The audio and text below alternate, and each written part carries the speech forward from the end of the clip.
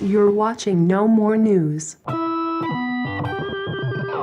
I'm Adam Green with No More News. It's October 10th, 2017. I'm here in Laguna Beach with Christopher Bollyn, investigative researcher and author of the great 9/11 books, Solving 9/11, The Deception That Changed the World, and your new book, The War on Terror, The Plot to Rule the Middle East. And you've been on a book tour. This is the last stop of your West Coast tour. Mm-hmm. So tell us how the tour's been going. It's gone very well. It's really important to tour the country and see the people that are involved in 9/11 truth on a really active level.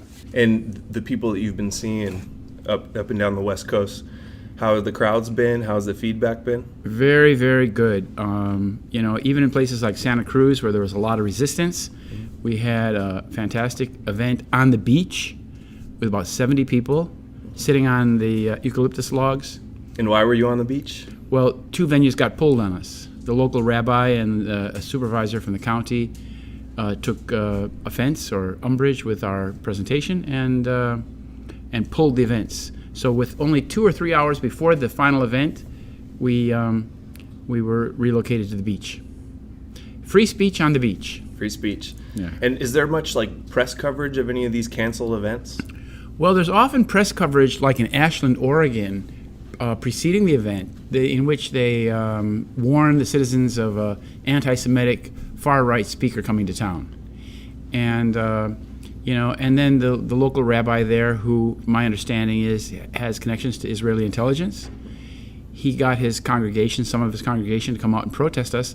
But there's been a lot of pushback from the people in Ashland who are supporters of the truth. Oh, yeah? What was the pushback that you're speaking of? Well, I mean, the rabbi came up on the stage and actually threatened me, and the police took him away. What did he say? Well, he came at me in a menacing way. I was giving my presentation, and he walked up on the stage and came, a few feet within me, and I had to back up. But this is Rabbi Joshua Bodiger? No, this is Zaslow. That's different. Zaslow, Zaslow. I think his name is David Zaslow in Ashland, Oregon. So there was, how many protesters would you say was there in Ashland? Well, there were a good dozen in the crowd, and they tried to disrupt the event with their interjections, playing music, pulling my books off the table. But as the truth came out more and more, they got they were listening. Disgusted, yeah. But they left. They left. So it was one by one. The dissenters left until they were gone, but they were trying to shut down the event. Mm-hmm. And then in Seattle and in some other places, there's been a police presence, but the police presence has been very supportive. Really? Oh yeah. Yeah, I imagine they would be. Seattle, Portland, San Francisco.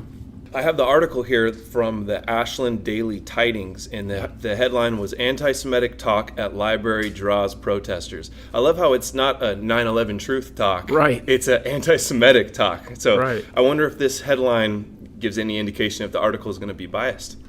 Right. So let me start with the first paragraph. "I'm just here to let you know this man is an anti-Semitic and a Holocaust denier, sponsored by hate groups." Are you sponsored by hate groups? I'm sponsored by myself and a few donors, no hate groups involved. Yeah. And this is Alex Budd. He told the group of about 35 people who came and went. Funny how they write it like that. They came and they went. That was it. No big deal. Mm-hmm. Their lives weren't changed, which I saw your presentation in San Diego 2 days ago, and it was incredible. Just everything was fact-based. It was just so much evidence. And they're just going to scream anti-Semitic over and over again, huh? So during your talk, Bud interrupted to speak out about the anti-Semitism being propagated. So the people were yelling stuff out during your speech. What were they yelling? In Ashland? Yeah. Well, they were making noise and they were disrupting, basically disrupting. And it says he was booed and shouted out by some of the attendants. So people had your back kind of and were... Yeah, the people that wanted to hear the event, they came to hear the truth, wanted to know about the 9/11. They said enough of this nonsense, go away, because it became offensive. They were just it was like the Brooklyn mob.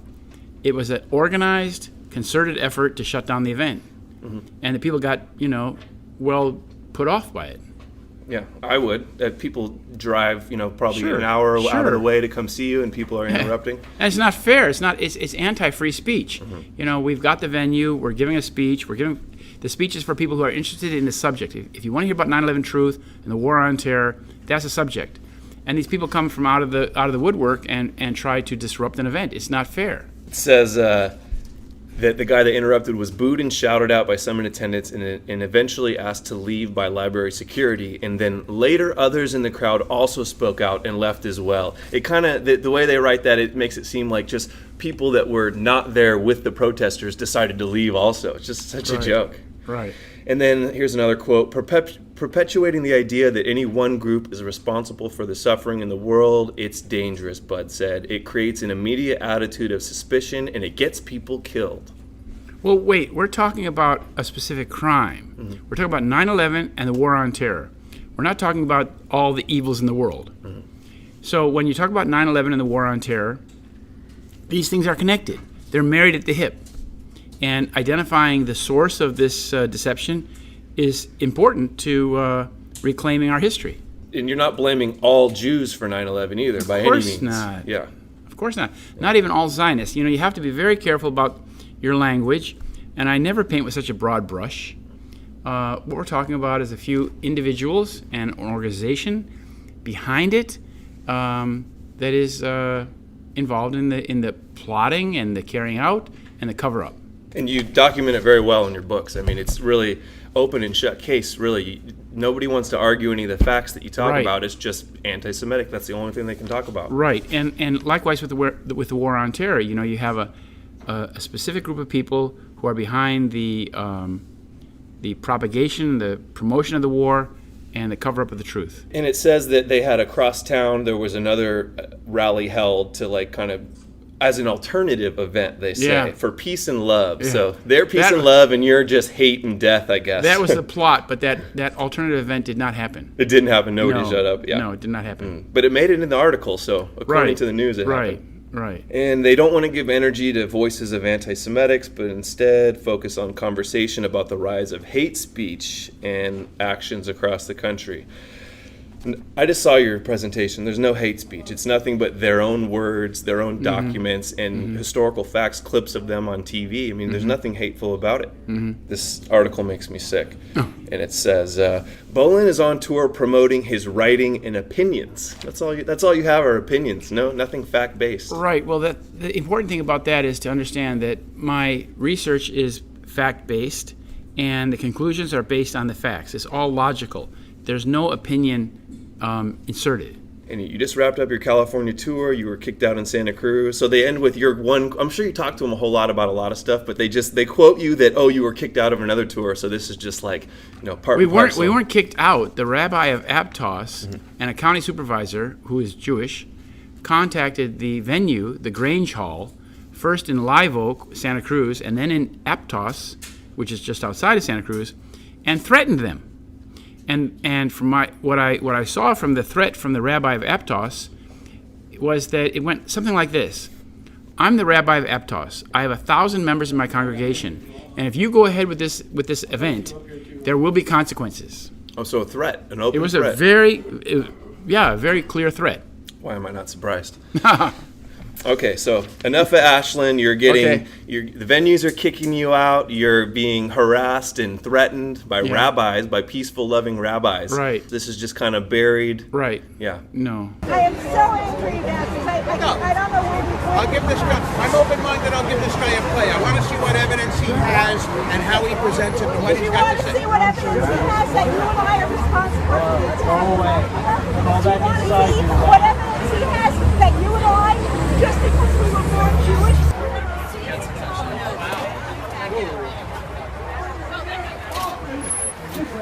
Whoa! Nazis! Nazi scum! You trespassed. He tried to steal my fucking phone! What? You're on the street What? now. You can't touch me. What? You're on the street, you can't touch me! That's right. And if you do, I'm here! I'm fucking here! Where's the leader of the alternative media to give exposure to this story?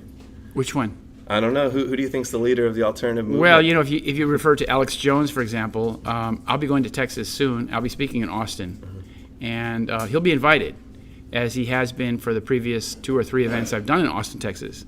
And he has never shown up. And I recently did a video, Alex Jones snubs top 9/11 researcher. There's no way he could be serious about 9/11 when he ignores not only your work, but your tour. Right. Okay, so your books. Let's do a real quick review of your book, Solving 9/11. Solving 9/11 is a set of 2 books, really. There's the Mother Lode, the original articles, and then the Deception That Changed the World.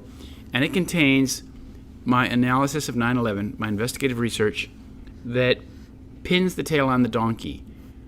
Who was behind 9/11 and why they did it. And I've read it multiple times. I have a few copies. I've handed it out. Oh, good. And it's beyond reasonable doubt. You've read it a couple times. A couple times. That's very good. Yeah. That's necessary. You have to. Yeah, you do. Because there's so much facts in here that to really learn all the names and Yeah. remember the whole plot, it takes some research. That's right. So, and you didn't just pick up on 9/11. You were in New York on 9/11, but you had been studying Zionism and Israeli-Palestine Right. conflict. Right. Tell me about that, your history of researching Right. this. Well, having lived in the Middle East in the mid-'70s until like 1980 or so, I was living in Israel and Palestine and the Middle East when this Likud party came to power. And I was living in a Zionist community, a kibbutz. And I came back to America when I was 21 years old and saw how in this country the understanding and the presentation of Israel and Zionism was extremely distorted. So that it meant that the American people were getting a very misleading understanding of the Middle East.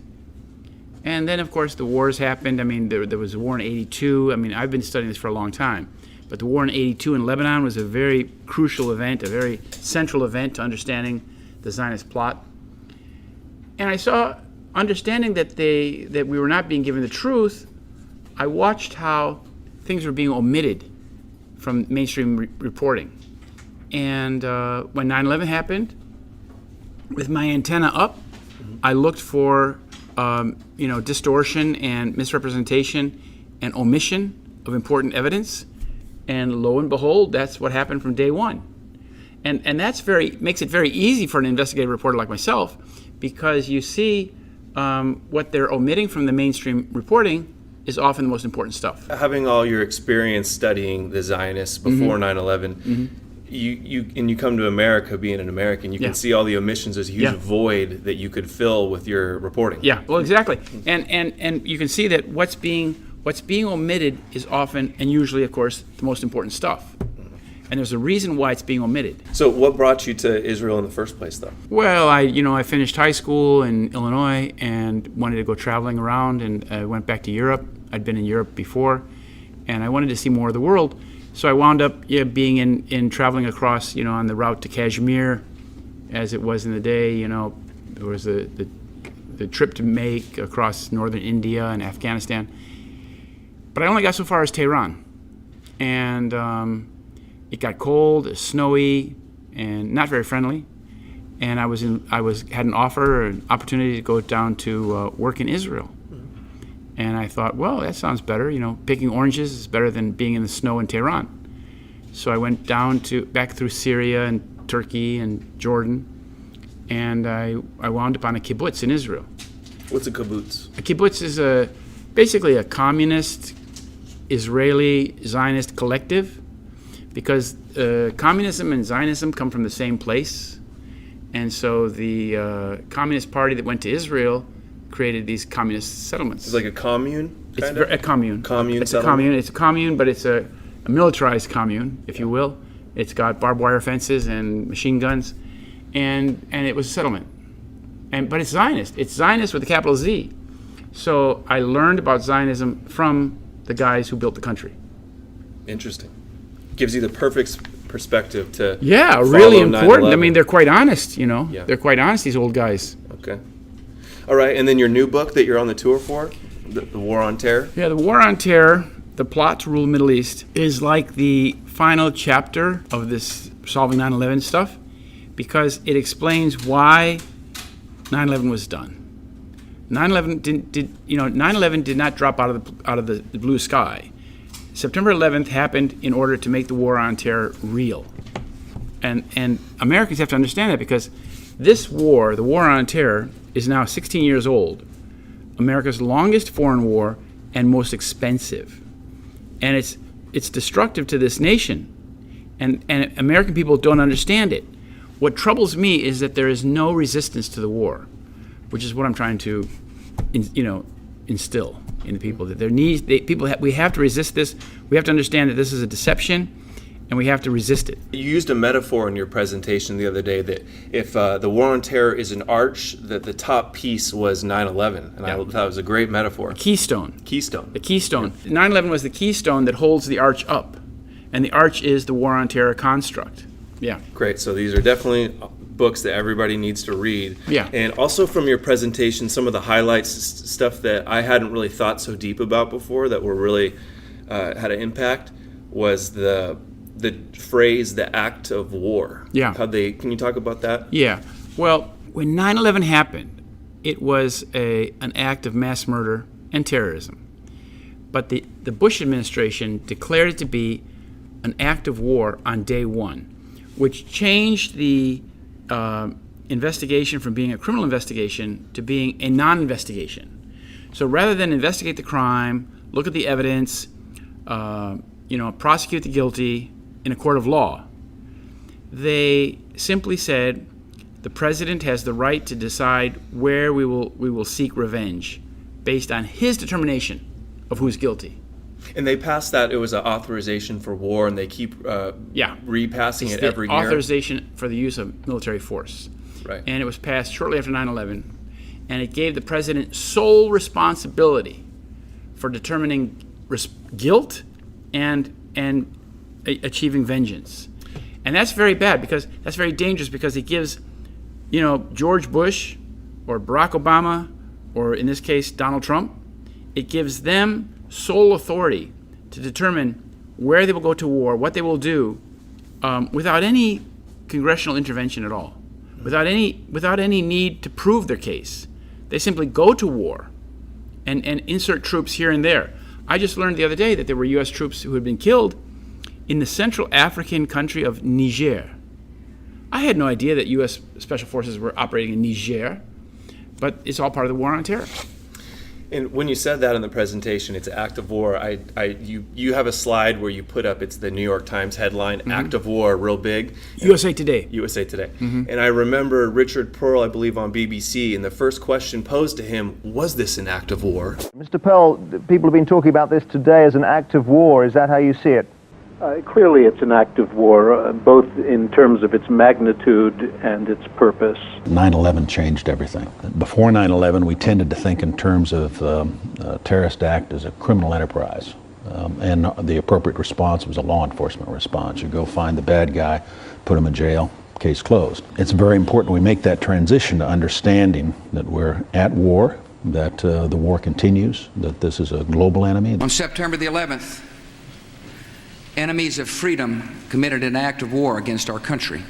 But now that war has been declared on us, we will lead the world to victory. That was the talking point that they were going with. And then you link that to Bush saying that it's going to take a long time. That's the thing, is that from the very beginning, George Bush, Dick Cheney, and all of their minions and Zionist neocon supporters said this war is going to take a long time. It's going to be an open-ended conflict. It's going to go on for decades. This crusade, this war on terrorism, is going to take a while, and the American people must be patient.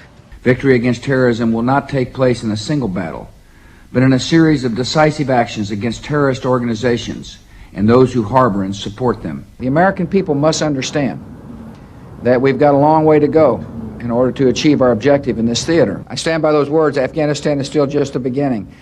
If anybody harbors a terrorist, they're a terrorist. This is going to be a tough battle, and at its most fundamental level, to succeed, it will have to go not against only the terrorists themselves, but against the states, the regimes, the terror regimes that make the terror network possible. And I have no doubt that it can muster a global attack, a global attack on not of defense alone, but of offense, against the terrorist states and the terrorist regimes that they sponsor. Preemptively. Both preemptive and by diplomatic means, namely rogue states. There are 5 of them: Iran, Iraq, Libya, North Korea. These kind of states should be treated as rogue states.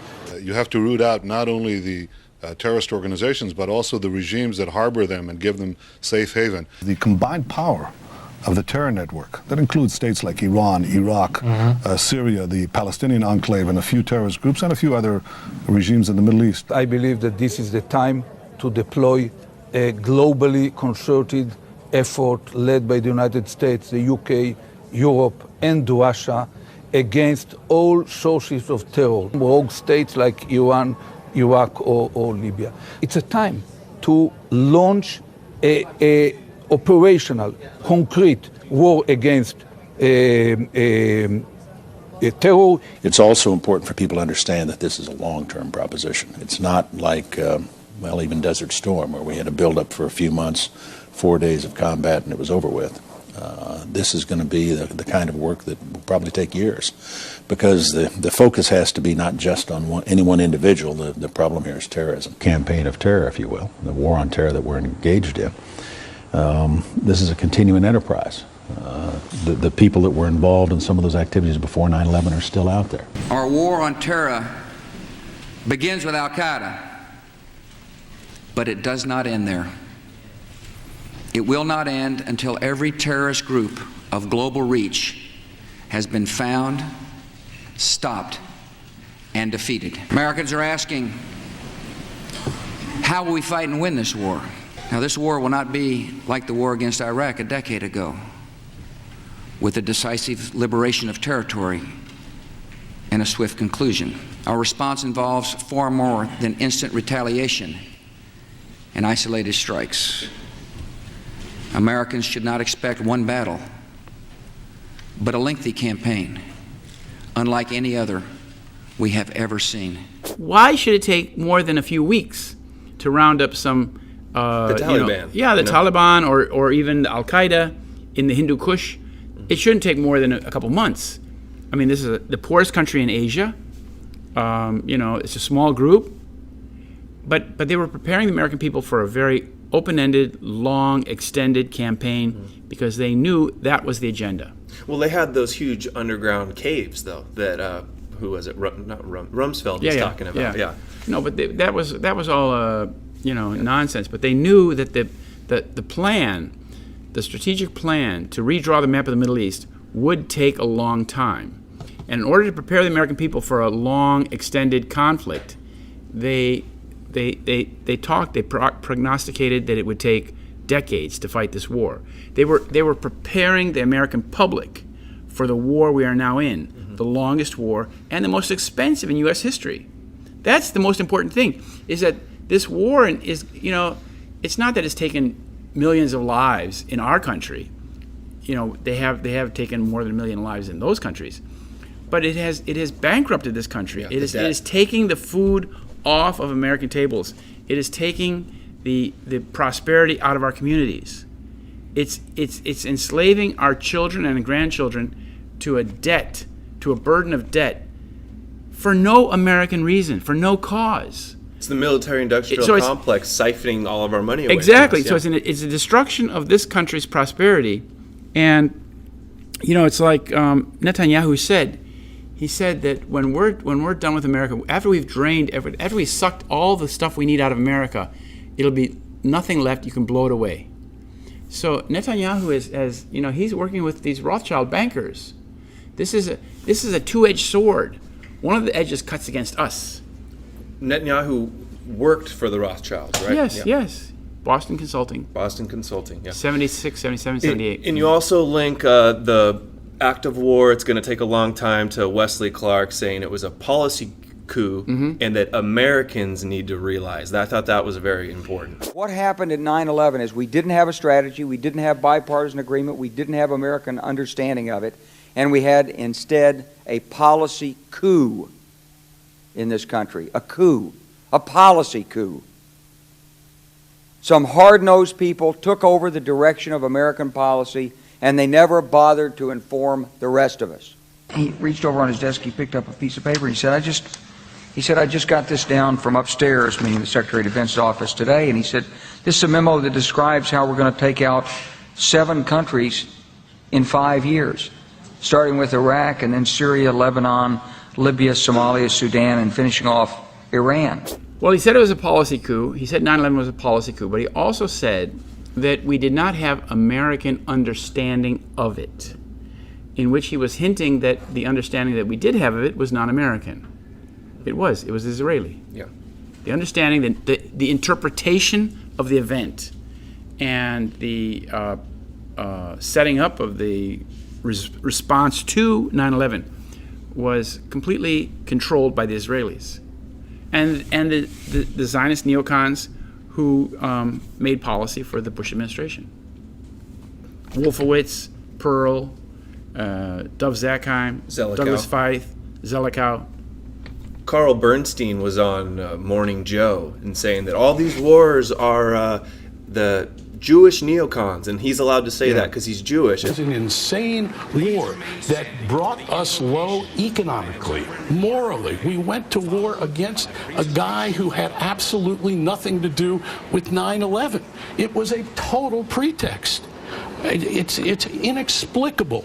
And there you go to Cheney, there you go to Bush, there you go to the Jewish neocons who wanted to remake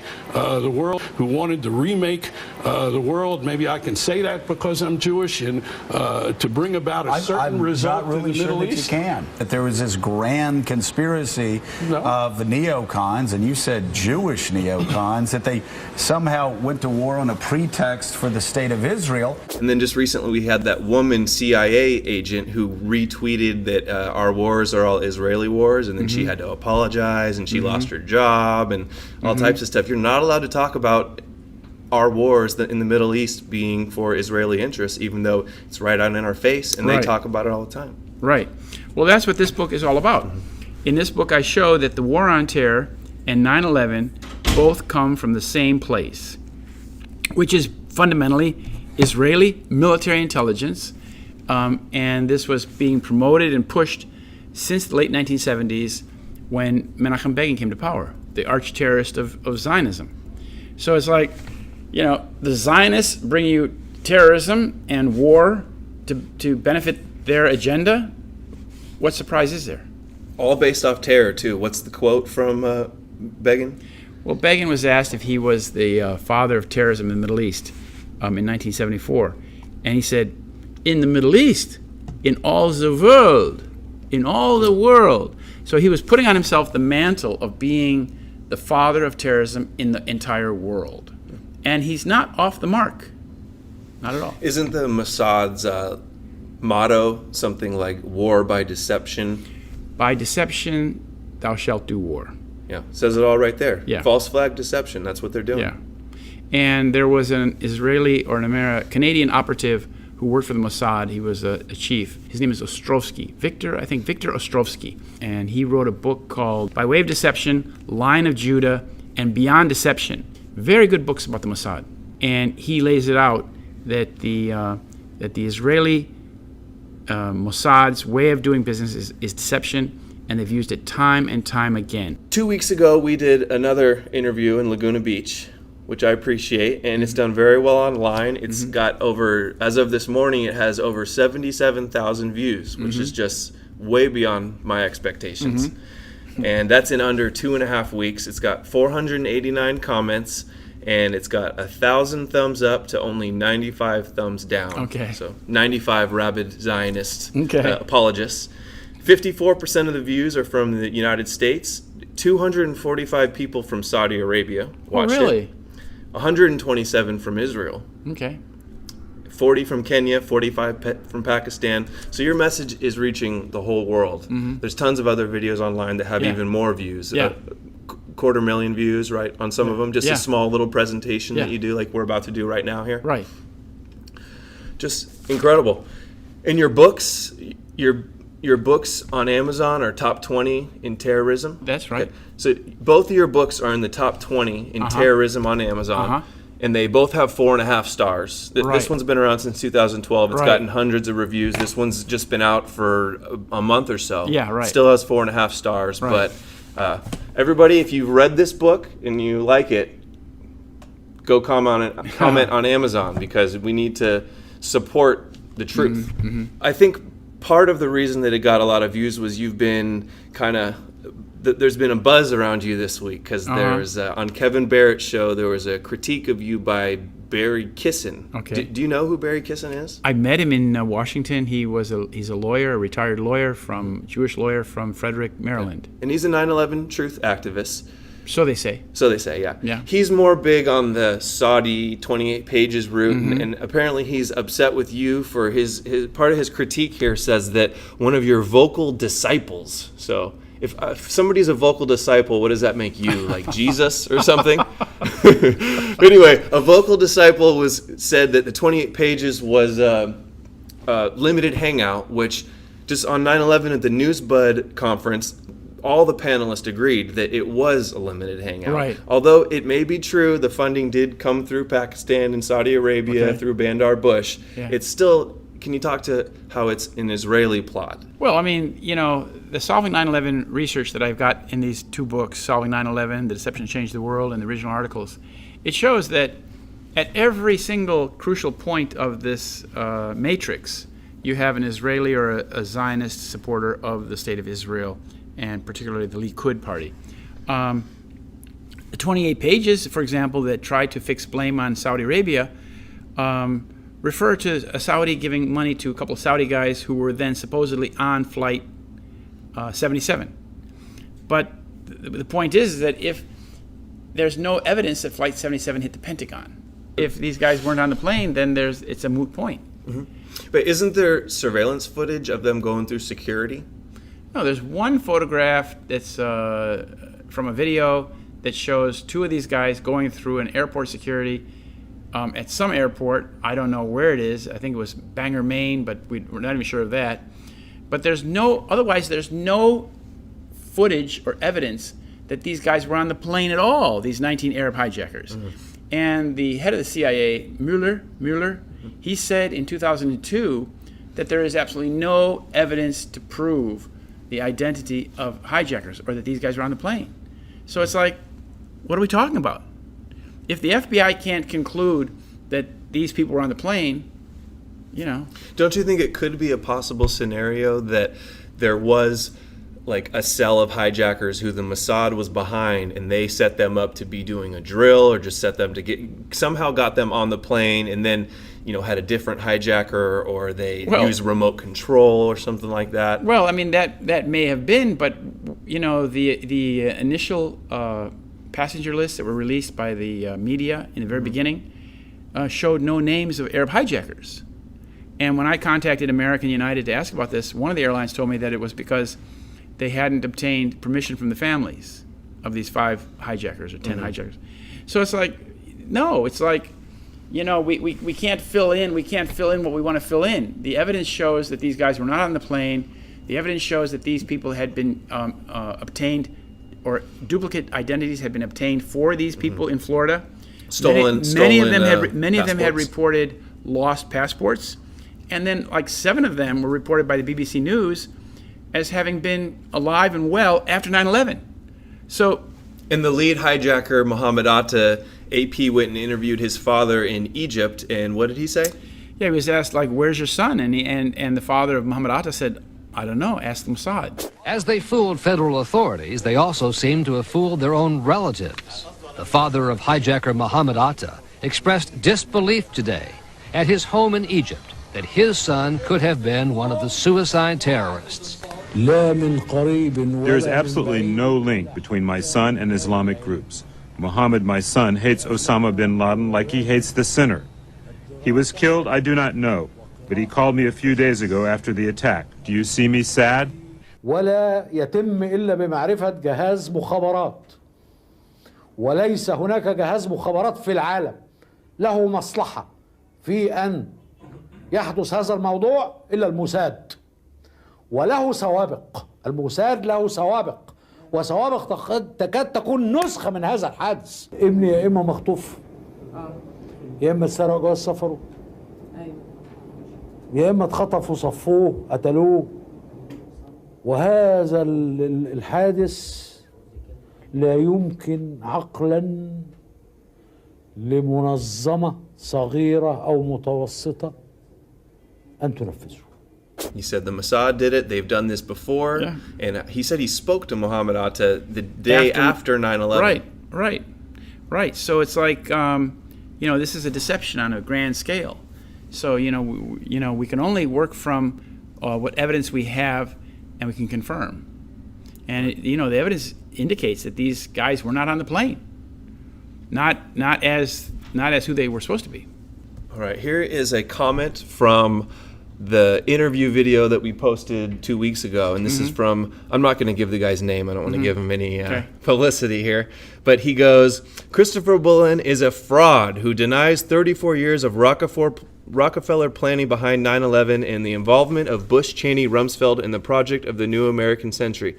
I think that's funny that you deny the involvement of Bush, Cheney, Rumsfeld, because in your presentation you have a slide that says PNAC, and you talk all about PNAC being behind it. Right. And how is PNAC Jewish or Israeli? They have lots of connections. PNAC was created by the Kagan family, the Kagan family, from the State Department.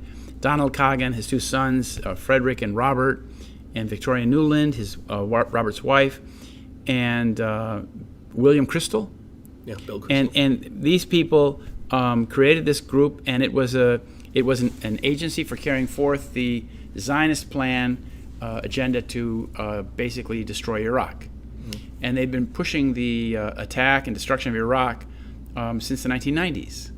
So it's like it's a Zionist think tank. Yeah. It's a Zionist think tank, but it's not doing any thinking. Richard Pearl, I believe. Tons Richard of Zionists in there. Yeah, it's the whole Bush cabinet. Yeah, and these people, the signatories to this Rebuilding America's Defenses PNAC document from 1990 September, they populated the entire Bush administration.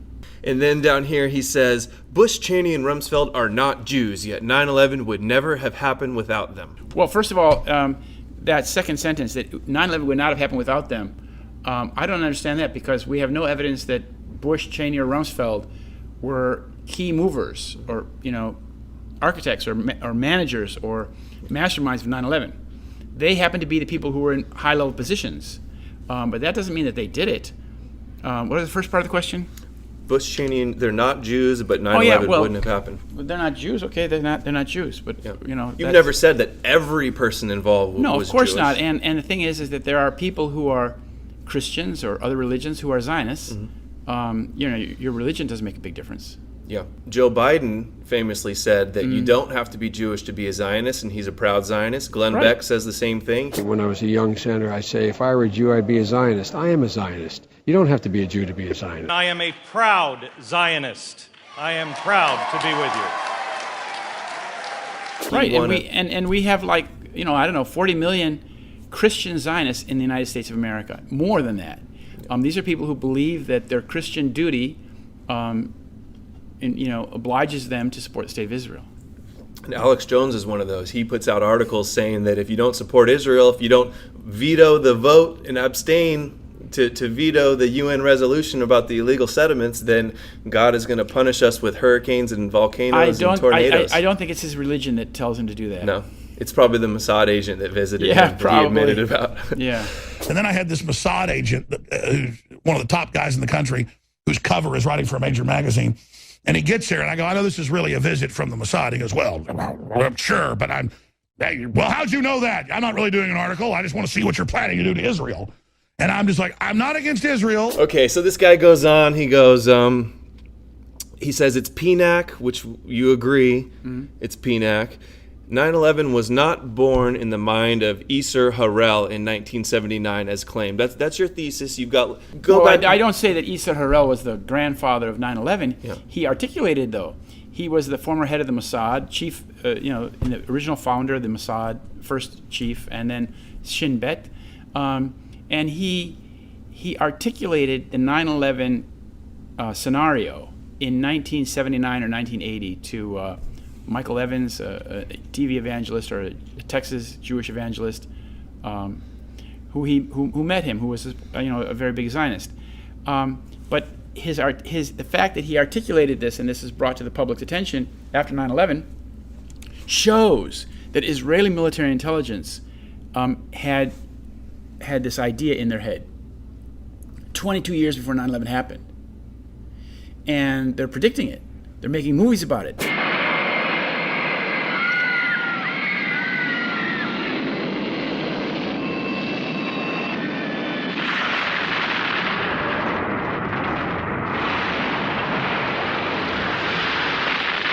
They're, projecting it into the public mind.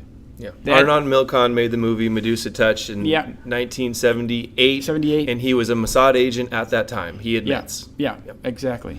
So it was like it was going through their mind at the time in the late 1970s, and they prepared for the attacks to go on in the 1980s. They actually set the groundwork for the attacks. And Bush Sr. attended the Jerusalem conference and spoke on the last day, right? So he was intertwined with this as well, the war on terror origins. Well, he was. I don't know his involvement with these people, but he spoke at the Jerusalem Conference on International Terrorism in support of the idea of waging preemptive war against terrorism. Okay, so continuing on with this critical comment, he says, the Rothschilds may own 80% of Israel, but they are British, French, German, Swiss. I thought that they're Jewish, and then they changed their name to, Rothschild means the red shield. Right. Well, the Rothschilds are Jewish. Yeah. They descend from the family of Amschel Bauer, and he was a rabbi in southern Germany. And he says that they own 80% of Israel. I thought that's interesting. Yeah. He says that, not me. If they own 80%, they created the first 30 settlements. They built the country. They built the Knesset. And the Balfour. The Balfour Declaration, promising British support for the state of Israel, for a Jewish homeland in Palestine, was a personal letter written to Lord Rothschild. Yeah. He's not helping his argument here. No. And then he goes, well, the plain fact is 9/11 was not Israeli-led, but they had 30% or so involvement. This pulling a number out of thin air, like 30%. I've done the research. I've read your books. I've read all the mainstream theories. It's like 99% Israeli. Well, what I find in my Solving 9/11 research is actually that it's consistent, 100%. That every single key player is tied to Israel or the Zionist community in the United States. 100%. So that afterwards, I've gone back and looked at other players, people who played a key role, and said, "What's the connection here?" And you find it every time. Every time. Yeah. Even the propaganda on Netflix that has a connection. So the consistency is compelling. Yeah. And then he goes on. The U.S. Congress is not Israeli.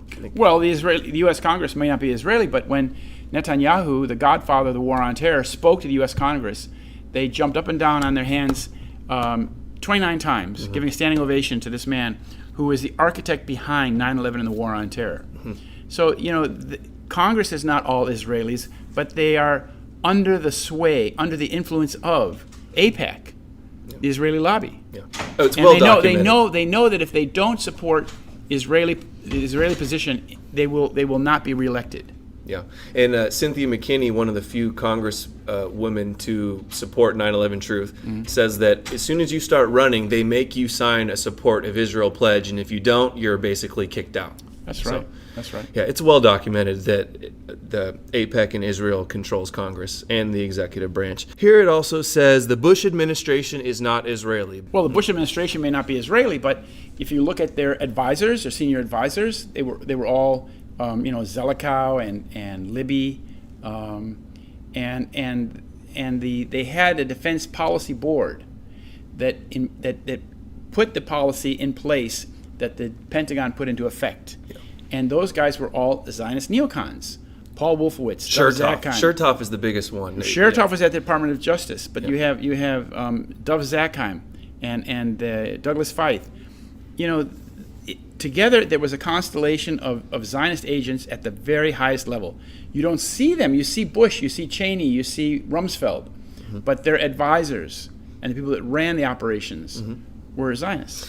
Next he says, John Gross and NIST are not Israeli. Now, you've wrote a whole article on the person above Cheyenne Sunder and John Gross at NIST. Right. What was his name again? Well, his name was Jeffrey. William Jeffrey. William Jeffrey, yeah. But his real last name, before it being changed, was Jaffe. And his father was seems to have been a Rothschild financier from New York who changed the name from Jaffe to Jeffrey, then moved to Chicago and pretended to be Catholics. And this man, William Jeffrey, was the head of NIST, was the director of NIST when they crafted this white paper, this cover-up of the collapse of the World Trade Center. Appointed right before, right? Right, and he was the person who then rolled out the document in front of Congress and sold it to the American people. And there's the same story with Popular Mechanics. Jim Meigs was appointed as the editor right before they undertook their debunking. There was a purge. And Cass Sunstein wrote in his 30-page conspiracy article that Popular Mechanics and the editors of Popular Mechanics are controlled by the government. Okay, one more of these ridiculous, easily to refute things. He says Barack Obama is not Israel. Well, Barack Obama may not be Israel or Israeli, but he was created by the Chicago Zionist group. His main supporter was the person who made him, Betty Lou Saltzman. Her father was Philip Morris Klutznick, who was the president of the International Order of B'nai B'rith. And when Barack Obama won, the Chicago Jewish News had a headline, a front page story about how Obama was America's first Jewish president. Okay, and one more. The BBC is not Israel or Israeli. Well, no, the BBC is, of course, governmental, but on the board of directors, there's usually a Rothschild sitting there. And they control content. They control the, and the BBC was, they said after 9/11 that they lost all their footage from 9/11. Really? I hadn't heard that. They said it was all destroyed. And I know on 9/11 in the BBC World Studios was Ehud Barak. Yes. Yeah. And Jane Stanley, I think her name was the reporter from New York who said that Building 7 had collapsed while it was visible over her shoulder. Yeah. And that wasn't the only news outlet to declare it. Yeah. Every truther knows that, though. That's course 101. Yeah. What do we need to do? What do activists need to do to get 9/11 truth? We need to persevere. We need to bring it to a higher level. We need to reach more people. We need to get people who have wherewithal and credentials and position in the community to embrace 9/11 truth, and to we have to resist the war on terror. The 9/11 truth is step one, but that's 16 years ago. Now we have the war on terror, which is plundering our national wealth and destroying the world, and we have to resist that. So we need to really create an anti-war movement that's based on 9/11 truth. Have you envisioned what the path would be to getting 9/11 truth and full disclosure? You just have no idea. There's no political will to investigate 9/11. That's clear. So there's no clear path. We have gotten a great deal of 9/11 truth uncovered, but in order to really solve the crime, you have to have subpoena power. You need to have a full-on blue ribbon government investigation, and we won't have that as long as they control our government and media. So what we really need is a revolution. We need to have a change of power in the entire structure in this country so that we have the political and media spheres embracing truth and peace. How optimistic or pessimistic are you that we ever will have 9/11 truth, justice to the people who did 9/11? I'm optimistic about 9/11 truth because we have a great deal already. I'm an optimist. The glass is half full. About getting justice for 9/11, that's a harder question because it's going to require, as I said, a political change in the country that is not forthcoming. We now have a president, Donald Trump, who has reiterated the basic lie about the war on terror in 9/11. 9/11, the worst terrorist attack in our history, was planned and directed from Afghanistan because that country was ruled by a government that gave comfort and shelter to terrorists. So we have a struggle before us. Yeah. Trump is definitely a Zionist friend in the White House, Right. so it's going to be a tough 4 to 8 years. Right. Well, you know, but it's the thing is that there's a lot of awareness is growing in this country about 9/11 and the war on terror. So if he intends to maintain or to increase the war effort in the Middle East, he's going to find that the American people are going to be pushing back a great deal. I'm opposed to wasting our military in the Middle East on behalf of Zionist Israel. Thank you. All right, well, let me just tell you that Israel is a very, very important ally of the United States, and we are going to protect them 100%. 100%. They've been our most reliable. It's our true friend over there, and we're going to protect Israel 100%. All right, well, we got about 45 minutes before your presentation here at the Nice Country Club in Laguna Beach. We got to get some food, so we'll close it out. Okay. Thank you so much for joining me. Thank you. Everybody get his books. Order them from Bollyn.com. Check out all his articles there. Check out his tour. If he's stopping anywhere near you, definitely check it out. Yeah. Do you have any more books planned after these? I'm going to do a library edition of the Solving 9/11 book with notes, index, and a hardbound edition. All right. Anything else? You want to close this out? No, you've done a great job. Thank you very much. Bollyn.com. Solving 9/11 is the book. The War on Terror is the book. I'm Adam Green with No More News. Thanks for watching. Good. Should be good. Good. Thank you. Okay. Hey, how you doing?